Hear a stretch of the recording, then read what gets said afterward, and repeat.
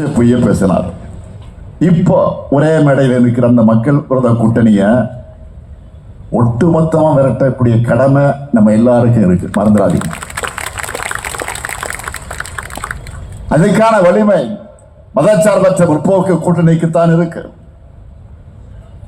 இஸ்லாமியர்கள், கிறிஸ்தவர்கள், சிறுபான்மை மக்களுக்கு எதிரான அதிமுகவோட சதி எண்ணத்தை நீங்க உணரணும். இந்த 2026 தேர்தலுக்கெல்லாம் தமிழ்நாட்டோட நலனை காக்கக்கூடிய, தமிழ்நாட்டோட நலனுக்கு எதிரான இருக்கக்கூடிய பிரதமர் மோடிக்கும் நடக்கக்கூடிய தேர்தல் மறந்துடக்கூடாது. நான் அதனாலதான் சொன்னேன், இந்த தேர்தல் என்டிஏ வெர்சஸ் தமிழ்நாடு. பாஜகவோட கூட்டணி ஆட்சி அமைஞ்சா, தமிழ்நாட்டில் அமைஞ்சா அது வளர்ச்சி அடைந்த தமிழ்நாட்டை நாசப்படுத்திடும்.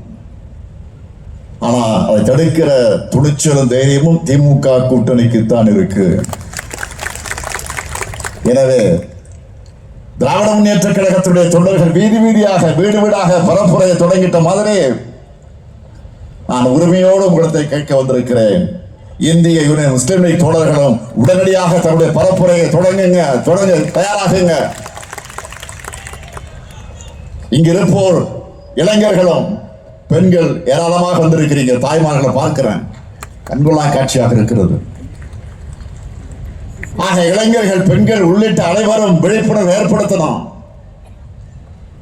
யார் நம்மை காப்பார்கள், யார் நம்மை வளர்ப்பார்கள், யார் நமக்கு உரிமையை பெற்றுத் தருவார்கள் எடுத்து சொல்லணும். நாம ஒற்றுமையா இருந்தா எந்த சூழ்நிலைகளும் தமிழ்நாட்டுடைய வளர்ச்சியை சீர்குலைக்க முடியாது. சுயநலத்துக்காக தமிழ்நாட்டோட நலனை அடகு வச்சிருக்கக்கூடிய அடிமைகளுக்கும் அவங்களுக்கு கட்டளையிடுகிற டெல்லி எஜமானர்களுக்கு புரிகிற மாதிரி உரைக்க சொல்வோம், உறுதியோடு சொல்வோம். தன்மானமிக்க தமிழ்நாடு தலைபடியாது, ஒருபோதும் அடிபடியாது. தமிழ்நாடு போராடும், தமிழ்நாடு வெல்லும், வெல்வோம் ஒன்றாக. நன்றி, வணக்கம்.